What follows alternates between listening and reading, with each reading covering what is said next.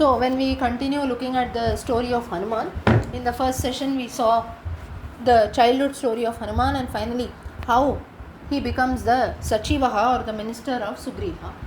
So further as the story goes, we delve into Ramayanam, wherein in Kishkinda Kandam what happens is Rama and Lakshmana, as told by Shabari, they are approaching Lord Sugriva on the Rishyamukha Parvatam on the Pampa Tatam. That's when Sugriva, he looks at both those men, that is Rama and Lakshmana, who are approaching. Now they were in the form of sages also, but had a bow and arrow in hand, wherein Sugriva feels that they might be sent by Vali to attack him and so on. So that's when he tells Hanuman. Now Hanuman, as we all know, he had a lot of powers, but someone had to remind him of the same. That's when Jambavan and the other monkeys, including Sugriva, reminded Hanuman that now you go, you approach both these princes who are there and ask them about their whereabouts and so on. Now Hanuman, along with being Balashali also, he was also Buddhishali. He was very, very clever, he was very smart. And that's when he approaches both Rama and Lakshmana. He assumes the form of an ascetic also, a sage. Now Hanuman, he had Ashtasiddhi Navanidike Data. Ashtasiddhi, Laghima, Anima, Garima and so on, meaning he can increase his size, he can reduce his size, he can attain any form, he can attain victory over things. So these are all various siddhis also. All this is not magic, but we have to learn all these. Just because today we are not able to do or we don't see such things around commonly, that doesn't mean that such things do not exist.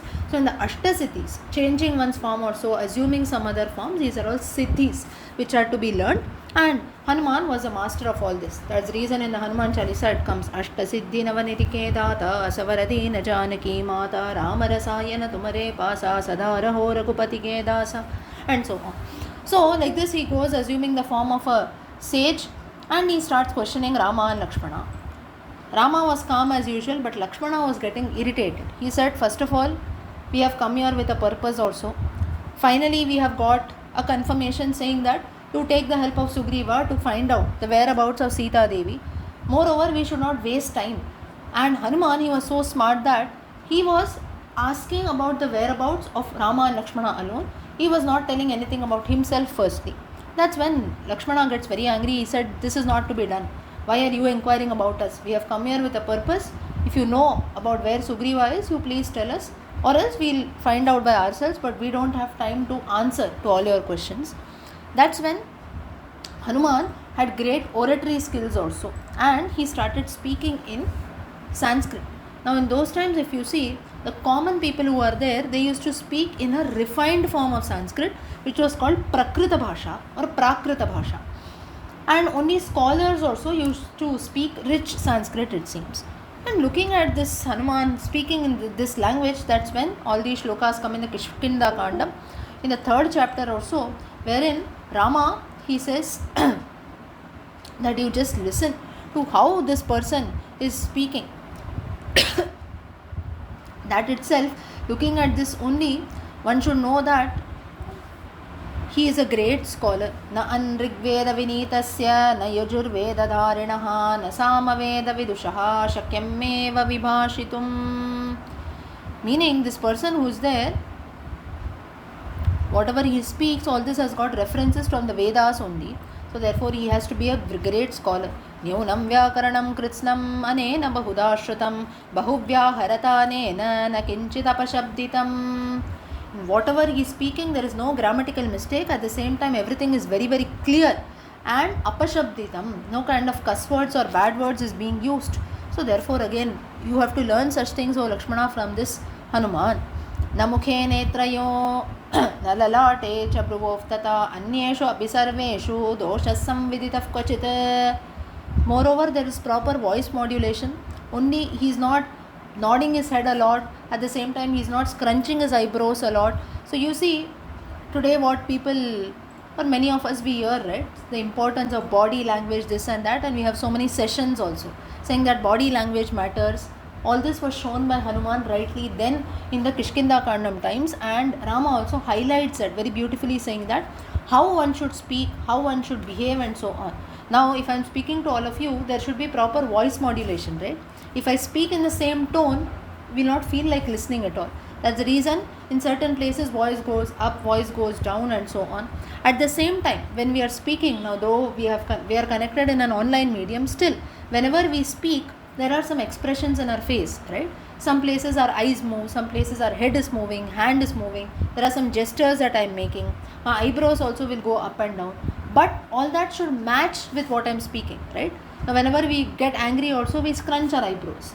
But if you are speaking to someone lovingly, at that time you should not scrunch your eyebrows. Otherwise, there is no meaning to what you are speaking and what you are showing. So all such things, they all matter. And Hanuman did this perfectly. Avistaram asandigdam avilambitam avyatam urastam kantagam vakyam vartate madhyameswaram. Moreover, his voice was not very loud, at the same time not very you can say small also, at the same time in a medium tone he was speaking.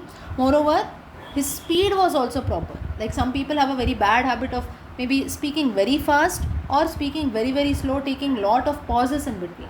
His speech was also perfect. Moreover, chest, that is his throat also was not making any sound also. Everything was being perfect in the case of Hanuman. So all these qualities very nicely Rama highlights in the Kishkinda Kandam, and Hanuman also introduces himself then. Sugriva Sachivo Nama Hanuman Namava Naraha. He reveals his original form when Lakshmana and Rama introduce themselves, saying that they are the sons of Dasharatha. Listening to the word Rama, Hanuman forgets everything. What he was sent by Sugriva for what reason and so on. He just remembers one thing, that I am the Bhakta, I am the Dasa, I am the devotee of Rama. That's when he starts shedding tears and starts chanting Ramanama. Lifting Rama and Lakshmana on his shoulders, he reaches to the abode of Sugriva, and that's how the further story goes. Further, the character of Hanuman becomes prominent in the Kishkinda Kandam when the group of monkeys, the chief monkeys, Jambavan, Hanuman, Nala, Neela, Angada, they set out towards the Dakshina Disha in search of Sita Devi. That's when they reach the side of the ocean, and finally after meeting Sampati, the vulture, the brother of Jatayu, they come to know that Sita Devi is on the other side of the ocean in Lankapuri, sitting under the Shimshapa Vriksham in Ashokavanam, surrounded by Rakshasis all around in the palace of Ravana. That is in the kingdom of Ravana, in the Ashokavanam, Sita Devi was sitting. Now all the monkeys had a problem. They had to cross over this ocean in order to meet Sita Devi.